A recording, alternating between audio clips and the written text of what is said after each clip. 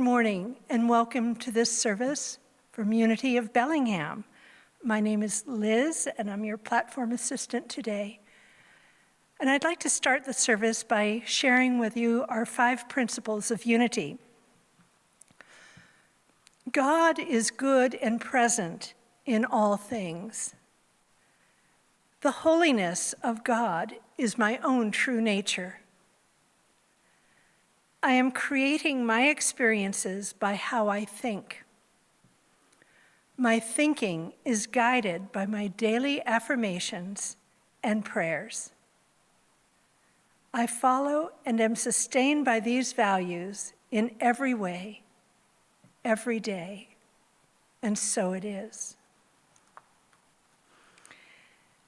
And our daily word for today, I share the joy and love of God when I smile.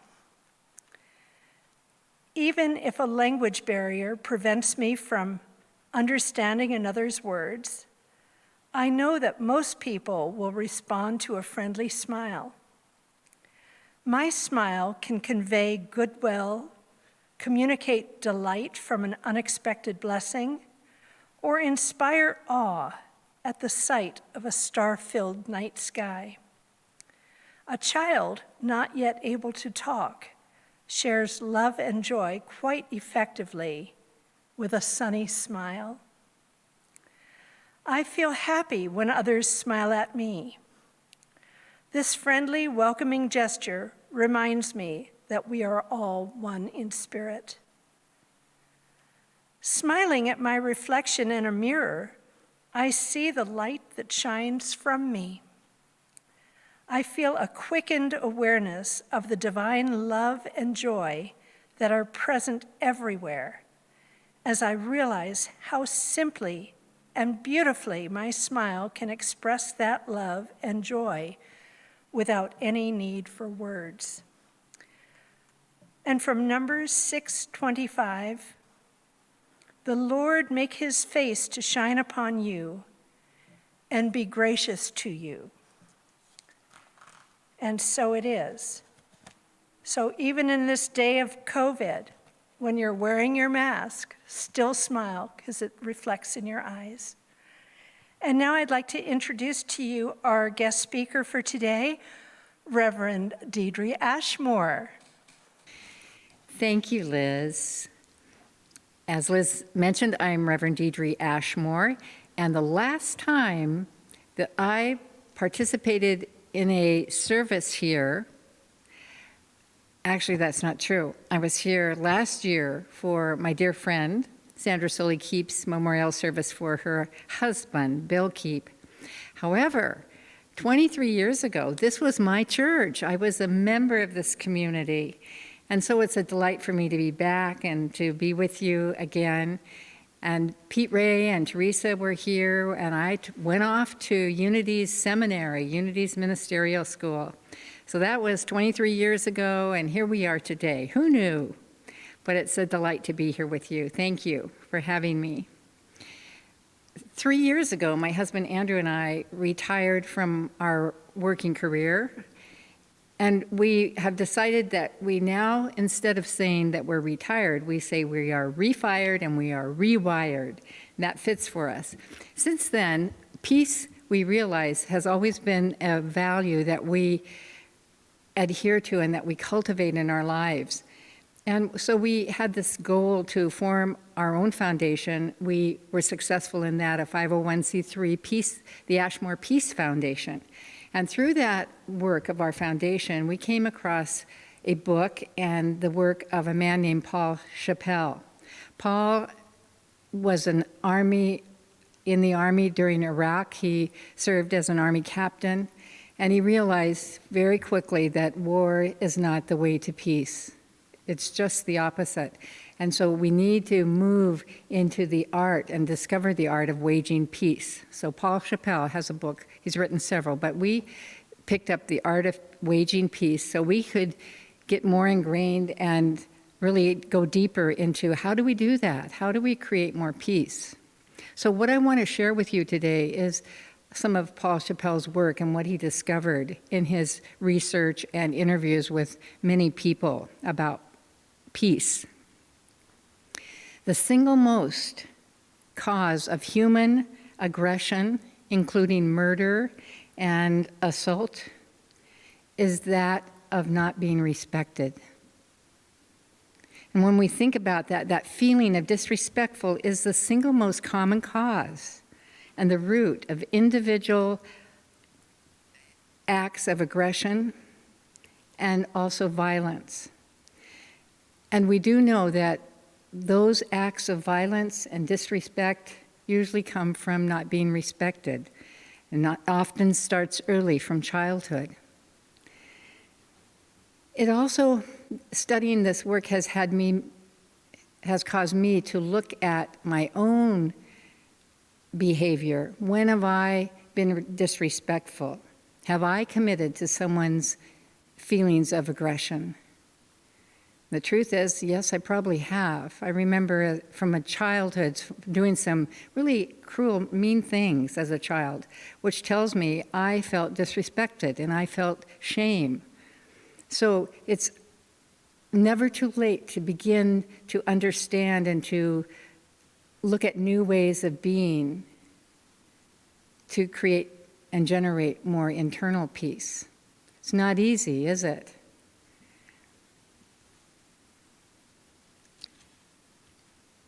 So it's important to examine, can we be respectful when someone has a different point of view than we do? Can we actually listen to someone who says things or is so fired up that maybe it makes us get really angry in return? Because our current culture and political situation appears to be disrespectful on all sides. And we've reverted to yelling and showing no respect for one another. These are really, really dangerous times because it's a culture that promotes violence and engaging in it. So we want to go a different way, to go deeper into how can we generate a deeper feeling of respect for ourselves and others. What we know is somebody has to give. When we come to a place, a standstill, and I'm reminded of a cartoon that I saw where there was a moose and a bear, and they were on this swinging rope across this deep ravine. When they got to the center, the moose was, oh, and the bear was like, oh, and neither was willing to give. They weren't going to budge. Well, wouldn't you know, on one end comes a raccoon, on the other comes a rabbit, and they come up and the moose and the bear are posturing and arguing, and you go back, no, you go back. So finally, the rabbit just starts gnawing on the rope. And lo and behold, the bridge finally gives way. It's just hanging by a thread. Both the bear and the moose fall into the river, except the rabbit and the raccoon. And they were able to reposition themselves so they go across. Well, actually, they had to go only one way, but they managed to survive because, well, they were not willing to put up with the aggression that the other two were putting up with. So, respect. If we look at respect in different cultures, we see from the Greek wedding, it's a tradition for men to spit on the bride. They believe that wards off evil spirits. I don't like the sounds of it too much, but that's apparently common in Greek weddings. And then in our culture, when we give the thumbs up, we know that, good job, that you've done well. But in the Middle East, in Greece, that thumbs up is comparable for us giving the middle finger. Not so good. How about the bottoms of our shoes? Showing the bottom of our shoes in cultures of the Middle East and India is a sign of disrespect. So you won't want to do that there. That's why it's good to know the different customs of different peoples around the world, because it's not all as it seems, or what we think is okay is not necessarily okay in another country. Let's look at time and punctuality. We know in church, everybody's having such a good time. Well, I think I'll wander in. We're only 10 minutes into the service. I'll show up when I show up. That's sometimes the way it is around Unity churches because we enjoy each other's company so much. Or it's fashionably late. It's fashionable to be late. You don't want to come on time. You want to make an entrance and arrive when you arrive, 15, 20 minutes, maybe a half hour. In some cultures, being on time, like Germany and Asia, you're actually late. So there's such a thing as Lombardy time, where you're always 15 minutes early to not have to be considered late. Now in Argentina, however, if you arrive on time, you're considered rude. For example, if the party's to start at 7, it's not uncommon for you to show up at 8. That would be considered appropriate. Just like it would be rude if you showed up an hour early in our culture. We wouldn't like that. So let's look at this idea of respect. There are three universal aspects to respect. The first one is listening. We want to listen with an open heart and listen deeply and with understanding. Now, it's not the kind of listening that as soon as they take a break, I want to say what I have to say. I can hardly wait to get a word in edgewise, that your focus is on you, of what you want to say, what you want to contribute to the conversation instead of listening to the other. I know, I've been there. Or what about the listening when we're on our devices? Yeah, mm-hmm.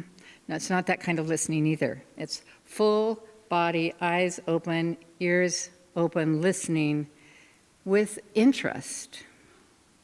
Mark Nepo, the author of the book Awakening, says, "The ear is a petal that grows from the heart. And when we hear each other, it all becomes a garden." Isn't that beautiful? The ear is a petal that grows from the heart. And when we hear each other, it becomes a garden.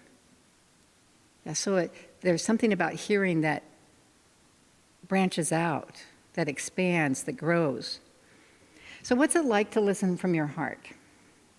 Well, I'd like us to just engage, and you at home, if you're willing to do this, we're going to engage in listening from our heart. It's just a very brief form of meditation, and it's through the Heart Math Institute.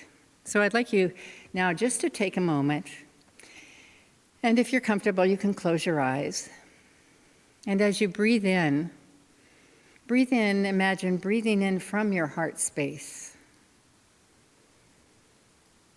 And as you breathe in, notice and call to mind someone or something like an animal or a pet or a place that you dearly, dearly love and appreciate.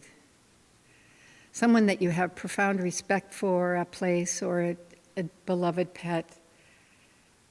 Deep respect, deep gratitude, deep appreciation, deep caring, and compassion.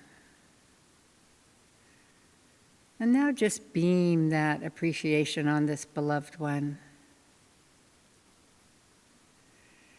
And as you do, giving thanks, you notice that this feeling in your heart just seems to grow.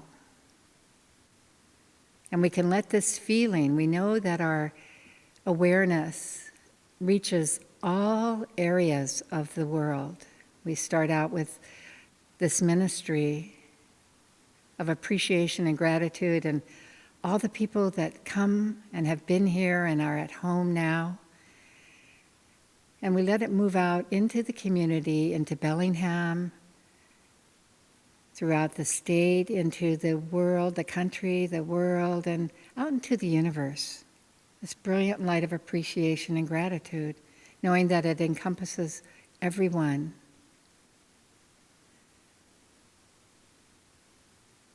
And when we are ready, then, we thank our heart, we thank our mind, and our bodies, and this wonderful instrument of appreciation.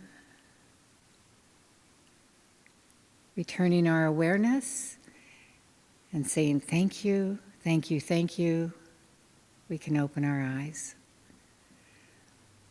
That's an example, a different example of visualizing through the heart space, but it's through the heart space where we have deep listening. When we listen from our hearts, we engage in the quality of empathy. It allows me to know that your pain can be my pain. If you have had grief in your life of loss of a loved one, that's a human emotion, a human experience that we will all experience at some time. So empathy, we cannot really hear what another's saying unless we have that for someone else. Unless we are appreciative of another person's walk and what they've been through. What this human journey, it's nothing short of miraculous and courageous, and we have to be of a willing heart and mind to engage in our humanity and our life's journey. And so the key to listening is empathy. Have you ever wondered why humans have 2 ears and 1 mouth? That's why, because it's important for us to listen. And everyone, every culture finds it important. Listening is important. Being listened to is important. Is there anyone here in the room that doesn't like to be listened to? If you do, raise your hand. Nope, no hands for those of us here. We're a small but mighty crew, I might add. So the practice of listening contributes to respect. That's number 1. Number 2, you look for the good in another individual. You speak to their potential. You see what's possible, and you address that. You speak to that. You acknowledge that. You respect them, people, when you're looking at their good, looking for their good and their integrity and their potential. You respect them. You see that this is another human on the journey just like me. And that's a really effective way to see each other as an equal. Oh yeah, they're just like me. They feel the same. We have this human experience. We have a lot in common because we're human. And so we cultivate the art of listening. How can we become like the soil that absorbs the rain? It's through practice. We practice. We want to be heard because it makes us feel good. And it's a gift we can give to another. And when we are heard, we feel honored, we feel respected, and we feel safe. We feel safe because listening builds trust. And certainly in 38 years of marriage, I find that is really true for my beloved husband, Andrew. When he listens to me and when I listen to him, it just really builds, it deepens our trust in one another. So looking at our potential, seeing the good in another, it's like small children. You may not like their behavior, but it's not that you dislike the child, it's the behavior.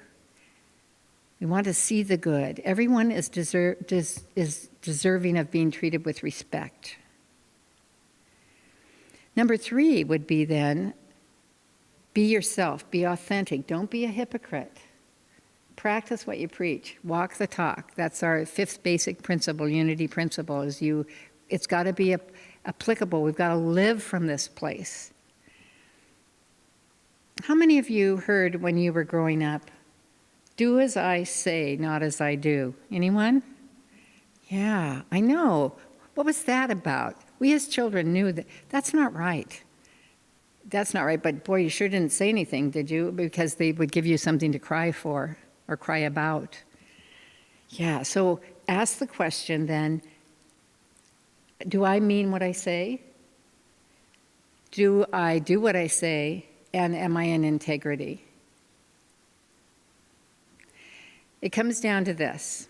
In Matthew chapter 7, verse 7, when Jesus talked about, why do you look for the speck in your neighbor's eye when you can't even see the log in your own? That's what we're talking about here. We're talking about not judging another's circumstances, or the Native American adage, walk a mile in my shoes, and that makes all the difference. We got to walk our talk. Years ago, when I lived in Anacortes, Washington, I was in a hurry, and I thought going to work, I thought I'd take a shortcut driving down an alleyway. Well, wouldn't you know, there's this car parked right in the middle of the alley. I became indignant. How dare they?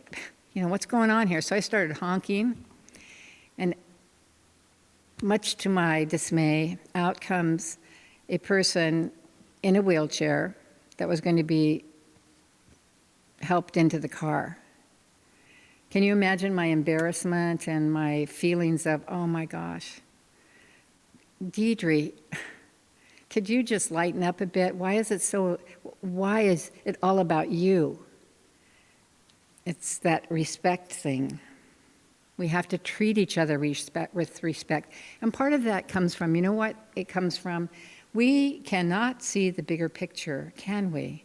We often can only see what's in front of us, right in front of the tip of our nose, and it's all about us. And so we make these judgments that are not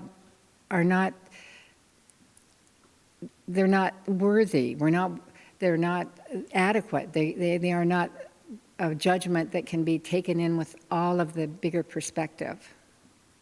So we don't want to get into judgment because it's not serving. So 3 things for respect. They are listening, looking for the good, and doing what you say, being who you are, being authentic and real. What I've learned over the years is that people don't care what you know. They want to know how much you care. So God bless you. Thank you for being with us today, and namaste. And thank you, Deidre. We so appreciate your words. So hold those right here. And we do want to send out a big thank you to all of you who support Unity of Bellingham with your financial gifts. If you wish to send a love offering, information on how to donate is at the end of this video in the credits. And let's say our offertory prayer together.